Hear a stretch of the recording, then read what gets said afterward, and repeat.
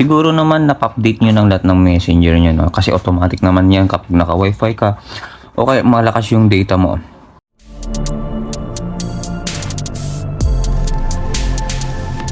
Ngayon si Messenger is nag-update na naman ng tinatawag nilang read concept. Ang read concept kasi guys is parang Notisave yun. Application yun. Ang application na yun, kunyari pag inopen mo yun kasi may nag-chat sa'yo at pwede mo dun i-open, nababasa mo. Pero sa kanya is delivered lang. Hindi siya seen. Gets mo? Tama nang explain. Ngayon may dalawa akong cellphone dito. Isang main account at isang dummy account. Dito ko lang isasample, okay? Start na tayo dito sa convo ng Messenger. Pag nag-like ako ng chat sa kanya, automatic mare-receive niya. Kita mo naman. Ngayon, i-try natin i-back para hindi niya ma-seen. So, ang gagawin ko lang is ila-like. Makikita mo hindi siya seen pero delivered. Ngayon, pag inopen ko, automatic seen na siya.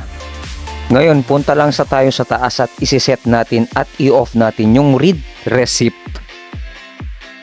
After binak ko, try ulit natin gawin kung masisin pa ba niya. So, sinampulan ko ng maraming like, no? Automatic naman delivered yan kasi online siya. So, after I open, di na gumagana yung scene. Parang Notisave na siya, no? Ganun ang style ni read receipt. Bagay to talaga sa mga relasyon na toxic o kaya makulit na chat ng chat sa'yo. Hindi niya mahalata na delivered lang siya. Pero nababasa mo lahat ng mga chat niya. Lalo sa may utang na singil ka ng singil pero nababasa mo. Makikita mo naman kahit anong chat ko dyan, hindi na siya seen. So, yun lang. Salamat. Please follow and subscribe sa channel ko.